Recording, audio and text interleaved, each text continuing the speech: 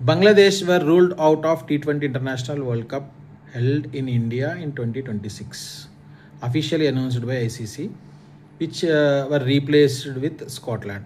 Scotland replaces Bangladesh. So దీనికి కారణాలు ఏంటి?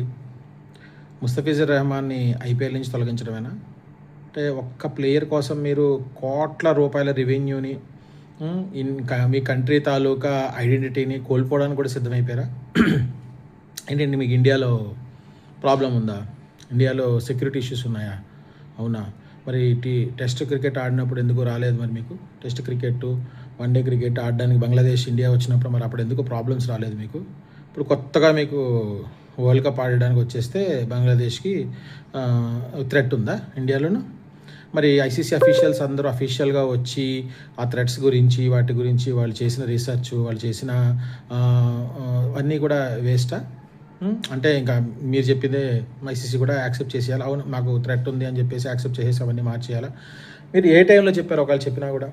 అసలు మీకు ఇవన్నీ ఎందుకు వస్తున్నాయి థాట్స్?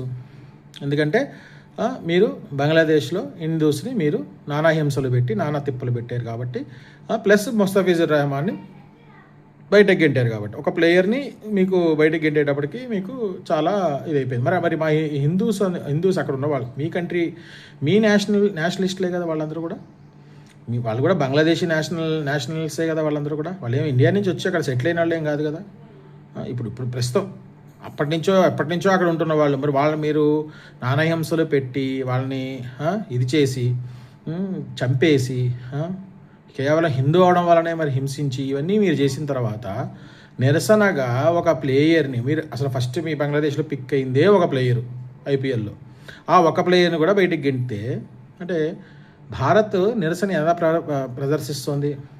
మీ మీద ఏమైనా యుద్ధం ప్రకటించిందా? మా హిందువులు కాపాడుకోవడానికి మేము ఏమైనా యుద్ధం చేస్తున్నాం మీతోటి? చేయట్లేదు కదా.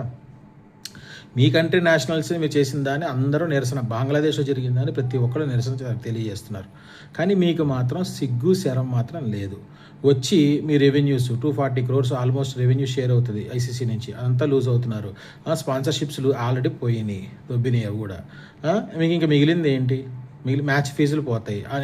ఎంతో కొంత మ్యాచ్ ఫీజులు వచ్చేవి కదా వీళ్ళందరికీ. మ్యాచ్లు ఆడితేనే ఇంట్లో కూర్చొని చిరతలు వాయించుకుంటారు బంగ్లాదేశ్ వాళ్ళు. దీనికి అందరికీ కారకులు ఎవరు? ఎవరు తీసుకున్న గోతులో వాళ్ళే పడ్డం అంటే ఇదే. వీళ్ళు తీసుకున్న గోతులో వీళ్ళే పడి, వీళ్ళే మునిగి, వీళ్ళే సస్తున్నారు. అంతేనా? ఓవర్ యాక్షన్ ఇండియాతో చేయొద్దు. ఓవర్ యాక్షన్ ఇండియాతో చేస్తే మీకు ఇదే గతి పట్టుద్ది. So you are the losers, not India. Okay.